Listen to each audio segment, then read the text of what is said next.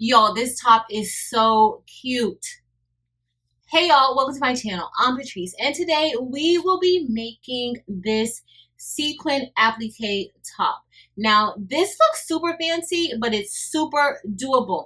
For this project, you need some sequin fabric, and the sequin fabric that I'm using is a very thin sheer type of fabric, and the sequin is very tiny. So this avoided, like, I didn't have many thread breaks or anything like that, or any needle breaks. So I really like using this one. It's very much, smaller than this type of sequin. In addition, you're going to need some heat and bond, and preferably the heat and bond in the purple packaging, because this is the heat and bond for sewing. In addition, I pulled out my HTV Romp mini press so that I can press that heat and bond onto the fabric. I don't even have to get my large heat press started up. This will do the trick. And of course, you want to make sure you have your fabric scissors, and these are my handy dandy applique cutting scissors. I'm going to have this handy. This is optional, but in some cases it's not optional, okay? So this is water soluble stabilizer. You may want to use this to place onto the top of the design prior to stitching the satin stitch, so that you don't have any of that sequin peeking through your satin stitch. All right, so this will help to keep it flat and in place. And for today's project, I will be using my Racoma Marquis 2001 to get this job done. Let's get started. For today, we will be using our Mighty Hoop hooping station with the 8x13 Mighty Hoop. And these are magnetic hoops. With this hooping station, it's just so much easier to hoop your garments accurately to get a perfect placement. So I absolutely love using the Mighty Hoop hooping station to hoop my garments. So we're going to get ready and set this up. I'm using a piece of cutaway stabilizer for this project, and the shirt that we're using is a Gildan brand shirt. It is a size small shirt that we're using. The design size that we're going to be using today is about 10.5 inches wide. However, it's not too wide for this shirt just because of how the design is formatted and laid out. All right, so now we're going to grab the top hoop, and we're just going to let that work, because you don't have to do anything to actually really hoop it. This is as much as it goes, no screwing or anything like that. All right, so let's go ahead and remove this from the Mighty Hoop hooping station. You want to make sure that whenever you're hooping that you have it hooped correctly. And I know the sound is off because I'm looking at Cheerful Giver, but you want to make sure that it sounds like a drum and that it's not loose. All right, it sounds perfect to me. Now it's time for us to head over to our machine. All right, so now we're ready to hoop our machine. And with the Mighty Hoops, at least this one, you need to place it in properly. And I'm just going to make sure that I don't have any obstruction underneath to avoid stitching my garment together. All right, so now it's time for us to upload this onto our machine, the design. And our design simply says love. Where are you, little design? There it is. All right. We're going to save that to our machine. Now I need to choose the colors that I want for this shirt. So we're going to go to machine. Here is that design we just uploaded. Select.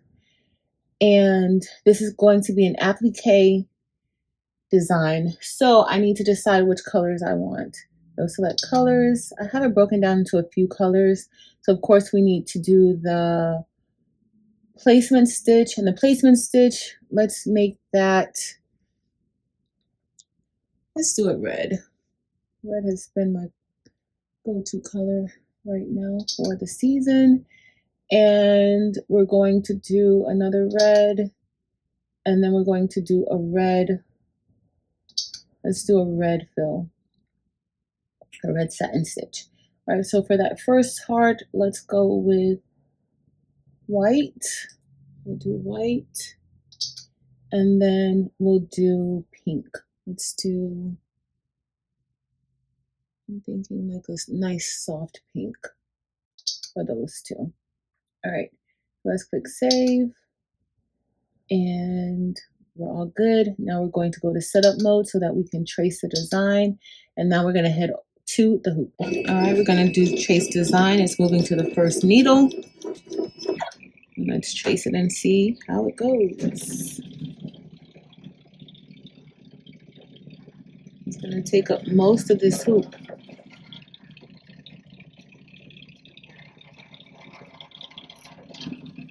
It's gonna go a little bit high. Let's do that trace again. It's the L that's really, still have a little room at the bottom, but I think I'm gonna be happy with it. If I go here, yep, I'm gonna be happy with it. The L is gonna go up a little bit because of the height, but it's fine. I don't want it to be too far down. So let's get ready, and we're going to just clear it again, make sure there's nothing underneath. We're gonna get ready to start. Let me make sure. So for this one, I need to make sure that my machine is set at automatic manual so that it can stop after each layer. All right, so here we go. And this first stitch is the placement stitch. And this stitch is just gonna let me know where I need to place the fabric that we're gonna be using.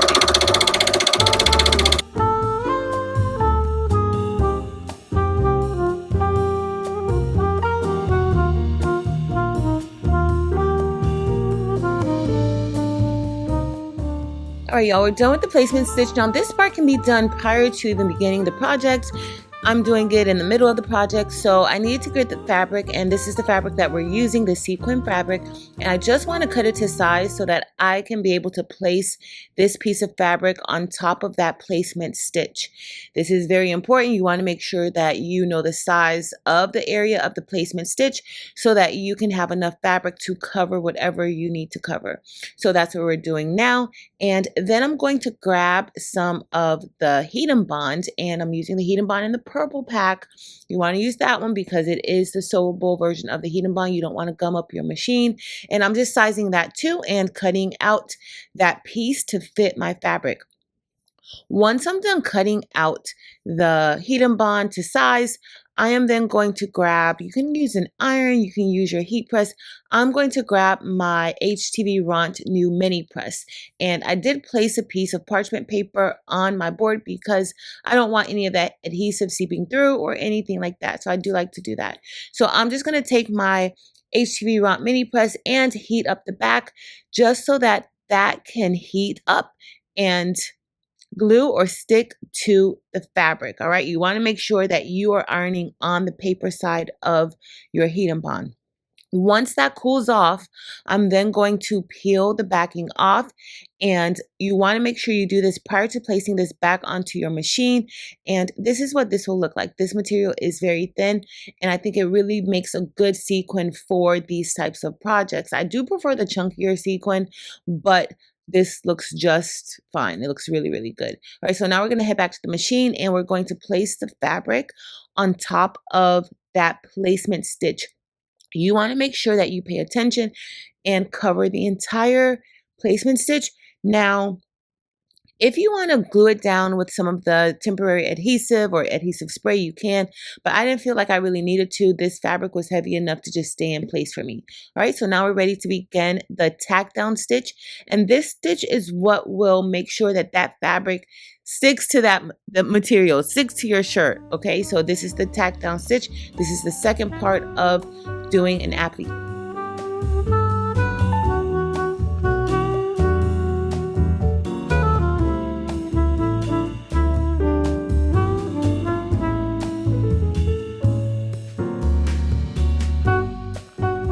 All right, so once the tack down stitch is done, you want to remove the hoop from the machine. You can do this at the machine, but for this particular project, I needed to remove the hoop from the machine. And I grabbed my curved embroidery scissors so that I can cut all of the excess fabric away from the t-shirt. All right, so you want to make sure that you kind of get close to the actual stitching so that you don't have any of that fabric sticking beyond that satin stitch. The satin stitch is going to be the last stitch that we do, and you don't want it to look very messy. All right, so I'm just going to go ahead and continue cutting this. This took about 10 minutes for me to cut all of that excess fabric away.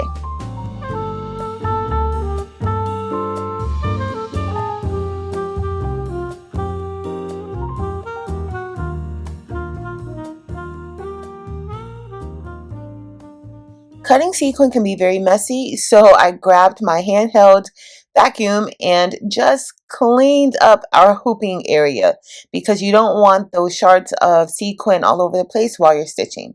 All right, so let's get ready to head back over to the machine. And now this stitch is the satin stitch and it's going to cover the tack down stitch. So we're just going to replace the hoop onto the machine and get the satin stitch going.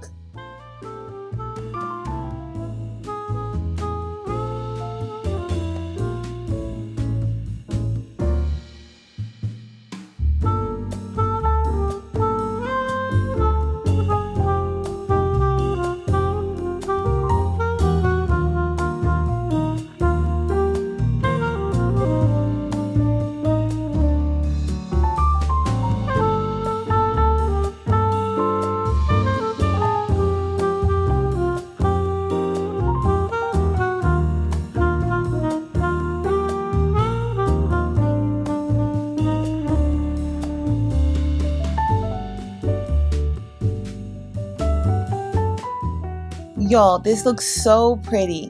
Now it's time for us to stitch out the final part of this design, which are 3 small hearts right underneath the E. Okay, so we're gonna stitch these out. We used a basic, well, not really a basic run stitch, but we used a decorative run stitch, and then we also used a tatami stitch for these hearts.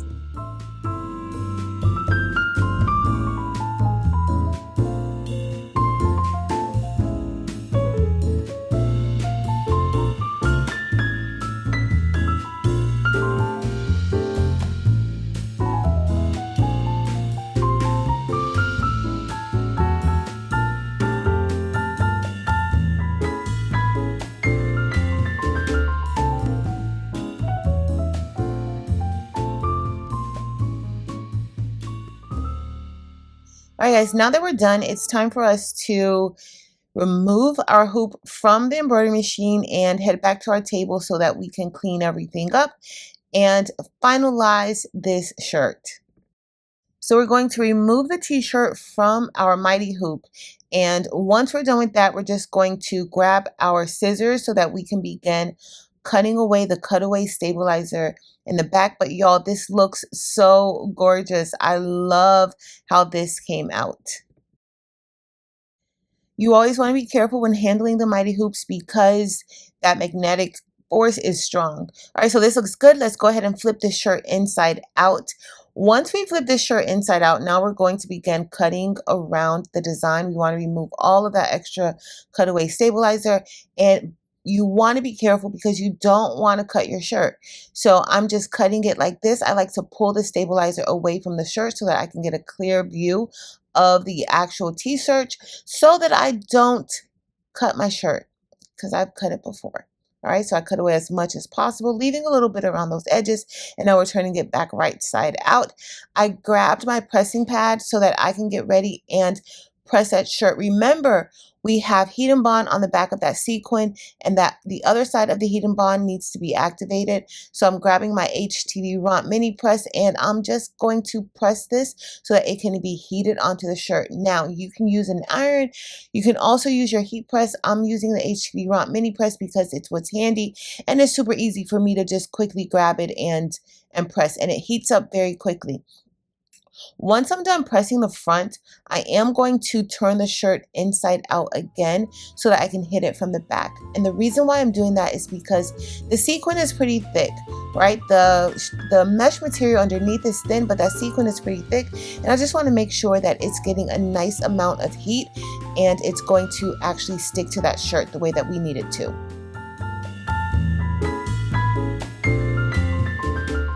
Our shirt is done. I'm just going to clean it up a bit in the back.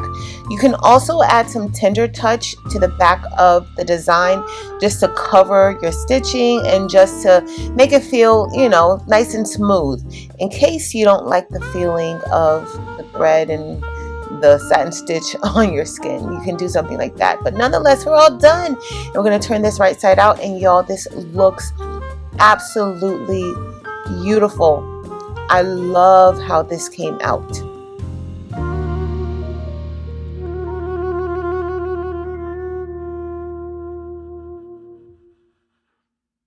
All right, y'all, so we are all done with making this cute top that looks super duper gorgeous and sparkly. Y'all know I like the bling. It looks super sparkly. If you've made anything with sequin, let me know. Head over to my Facebook group and drop some pictures of what you've done. If you plan on doing this and this is your first time considering to get this done, let me know that also down below. But I love how this came out. Super easy, not difficult at all. You do want to make sure you have the right supplies though. I will have a link listed below to everything that I used today. If you enjoyed this video, please be sure to give it a thumbs up. Also, make sure to subscribe to this channel if you're not already subscribed. Head over to Facebook, Instagram, and TikTok and join the Craftable Things communities there as well. But that's it for today, y'all. Thank you all so much for watching. Until next time.